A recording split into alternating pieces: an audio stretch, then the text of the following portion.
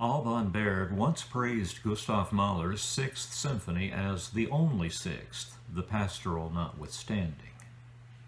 That's certainly well-deserved praise for Mahler's tragic symphony, but every time I think about that anecdote, I find myself wondering if he had forgotten about Tchaikovsky's Sixth, or simply omitted it from serious consideration, it being very different from any Viennese tradition, including that of Schoenberg and his school. If the latter is indeed the case, then Berg's assessment is a little hard for me to understand. One might think that a musical gift as deep as Berg's would have resonated with the symphony that I'm reviewing here, which I regard as Tchaikovsky's greatest. In fact, Mahler himself may well have been indebted to it, a debt quite noticeable both in the outcome of his own Sixth and in the formal plan of his Ninth, the latter parallel first noticed by Derek Cook. This symphony had a hard birth out of difficult circumstances. Tchaikovsky's longtime patron and confidant Nadezhda von Meck had broken with him in 1891, and when the composer began work on this piece 2 years later, he was still suffering that loss keenly. He was also stung by the lukewarm public reception of his Nutcracker Ballet and the one-act opera Iolante in December of 1892, and the chronic fear of having written himself out, a concern that had haunted him ever since his work on the Fifth Symphony 5 years earlier, was taking a toll. The only enduring happiness he seems to have enjoyed in 1893 was in the composing of this symphony, which he began in April and finished in August. He conducted its premiere in St. Petersburg on October 28th of that year, and 9 days later he was dead at the age of 53. The symphony's title was an afterthought, and a fleeting one at that.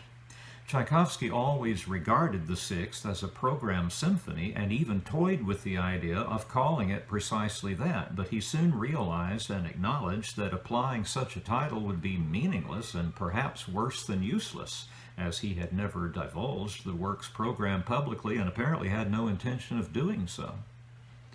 It was his older brother Modeste who, during a brainstorming session, hit upon the title Pathétique, and the composer happily seized upon it and included that title in a letter to his publisher. A few days later, second thoughts drove him to withdraw that title, but the publisher ignored his request and the title stood. It has proven problematic, as the equivalent words in several languages bear markedly different shades of meaning. The Russian equivalent focuses on pathos, the musical expression of which was, of course, Tchaikovsky's aim, while the English version suggests inadequacy, like the words that I'm using in my attempt to describe the symphony. The symphony is a long one, but its length, like that of the Fourth, is owing largely to its first movement, which is about twice as long as any of the others. The work's overall shape is novel, really unheard of in 1893. Its aim is obviously not that of composers such as Joseph Haydn, who had more or less standardized the form over a century earlier. What we have in the present work is a product of that great flowering of symphonic evolution that Beethoven had set in motion at the beginning of Tchaikovsky's century. It seems doubtful to me that Haydn would have had any idea what to make of it. The biggest break from the past involves the work's final two movements. Quiet endings in this genre were quite rare at the time, and the third movement reaches such a peak of bombast that any number of inattentive audiences have been lured into a premature ejaculation of hearty applause at the end of it, imagining that they've just heard a rousing major key ending to a minor key symphony and unaware of the fact that the composer has not yet had his final say. The symphony's ending is virtually the opposite of that of Movement 3, a musical depiction of death's finality unlike any composed to that time. I'm haunted by those last few measures every time I hear them, knowing, as Tchaikovsky could not have known, could he, that the symphony's creator would follow that final chord's dying just a little over a week after conducting its first performance. I will, as usual, take up the movements individually for comment. You'll be listening to the Leningrad Philharmonic's recording under the direction of Yevgeny Mravinsky. Movement 1 is by far the longest of the four, largely because of an expansive exposition that accounts for roughly half the movement's length. It begins with an extraordinary sound, a bassoon solo turning and twisting and groveling at the bottom of the orchestra, hat tip to Edward Downes. This slow introductory figure will later supply the head motive for Theme 1. The music that prepares that theme more immediately is a great stepwise fall in the violas. This falling scale motive will recur many times during the symphony. The figure does, after all, lend itself quite readily to a musical expression of pathos. The movement's first theme is an extended assemblage of nervous-sounding ideas ferried along by an appropriately restless harmonic current. The first group rises to an impressive climax at the beginning of the transition, which then takes its own good time establishing the relative key for the arrival of the famously beautiful second theme. I think it would be imprudent of me to attempt to describe that theme. You'll enjoy it in good time. It's like an oasis in a desert of anxiety and suffering. There's an interesting feature of the exposition's closing that seems worth mentioning. The second part of that closing is sung by the solo clarinet, which makes a descent that finally exceeds its tube length. At that point, Tchaikovsky has handed over the final 4 notes to the first bassoon to complete the line's trajectory. The timbral difference between those two instruments is so striking and so interruptive of the descending line's continuity that many conductors reassign those 4 notes to the bass clarinet, which is not called for at all in the score. Maestro Mravinsky has adopted that convention for this recording. The development section is of a very narrative sort, and had Tchaikovsky divulged the symphony's program, I suspect we'd see it being worked out in this part of the movement. Its trajectory is certainly dramatic, and the quoting of a hymn from the Russian Orthodox Requiem is surely suggestive, but I'm not able to shed further light on that feature, so make of it what you will. The recapitulation is seriously truncated, with both of the main themes reduced to about half their former length. The movement's climax is in that stretch of music that lies between the themes, whose formal function is the same as that of the transition it replaces, but which also says a great deal more. Something completely new happens here, the falling of a tragic blow, surely, and the wailing that follows. Yet somehow that transcendently beautiful second theme manages to rise from those musical ashes, and the coda that completes the movement falls on the ear like a benediction.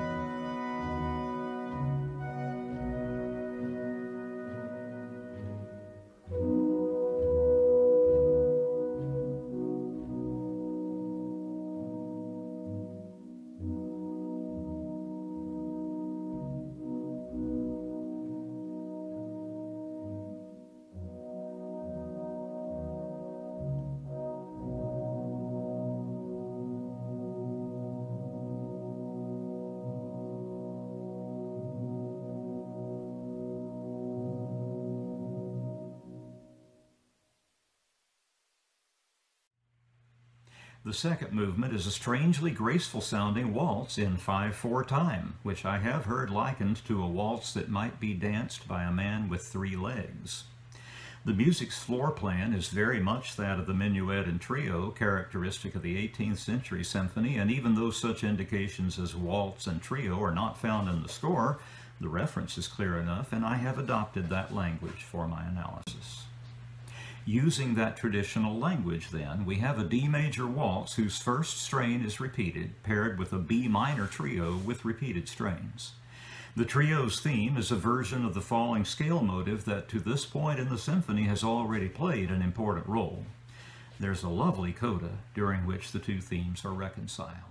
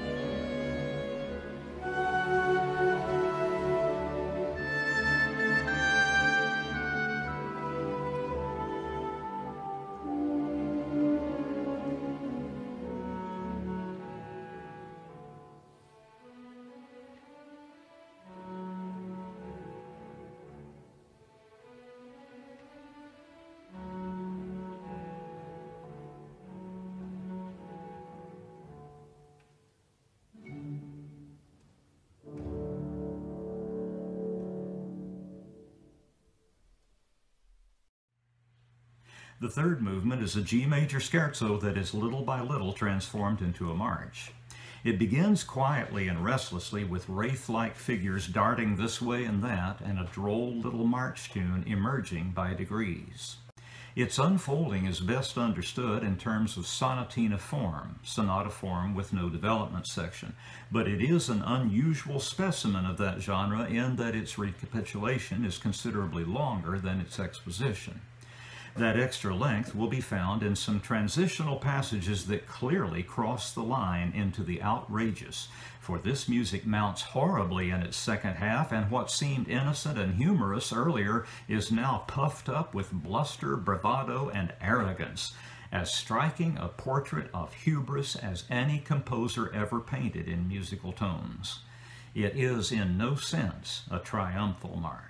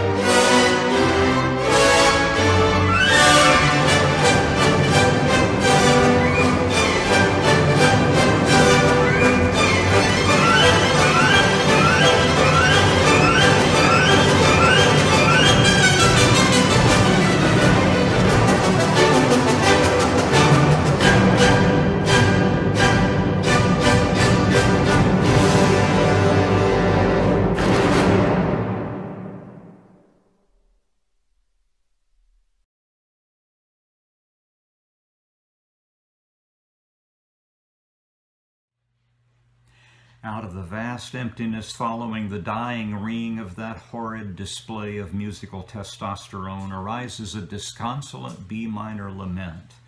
This is the first of the great symphonic slow final movements, although Gustav Mahler would complete the finale of his Resurrection Symphony the following year with slow music of a markedly different character and message. The movement's narrative is carried by two contrasting themes, the first beginning with a harmonically off-center falling scale in parallel sixths, divided between the first and second violins in a technique called Stimmtausch, wherein the two sections alternate their positions in the falling scale with every note. That's a little hard to hear in most recordings, but if you happen to be listening to this symphony in the concert hall, and the first and second violins are seated on stage right and stage left respectively facing each other, the stereophonic effect of this division is amazing. The first theme is set forth in two broad paragraphs, both of which end inconclusively. Toward the beginning of the second of those paragraphs, the bassoons drill as through bedrock toward Precambrian basement. This is perhaps the ultimate expression of that falling scale motive. Out of that sepulchral gloom, a gentle heartbeat emerges in the horns, not unlike the one they supplied during the first movement's development section. Over that steady pulsation, the orchestral strings sing a long-breathed D major paragraph that aims to console, but the insistent repetition of its admonitions eventually takes on a somewhat nagging, strident, and even inquisitorial tone. The music loses its temper and lunges into B minor for the final fatal disaster. The music that follows that great catastrophe is wrenching, agonizing, and the fortissimo return of the first theme is severe, the Stimmtausch scoring having been laid aside in favor of a much more direct expression of suffering and outrage, almost as if a mourner overwhelmed with grief were to abandon decorum, climb into the open casket, and surrender himself to howls of outrage, the venting of unbridled grief. This music mounts to a climax too great to bear, and the only thing left is to expire. The second theme's heartbeat returns, now in the basses, and the theme's falling lines no longer radiate consolation. There is no prospect here of redemption or eternal life. The muted double bass's heartbeat falters and fails. The final curtain falls.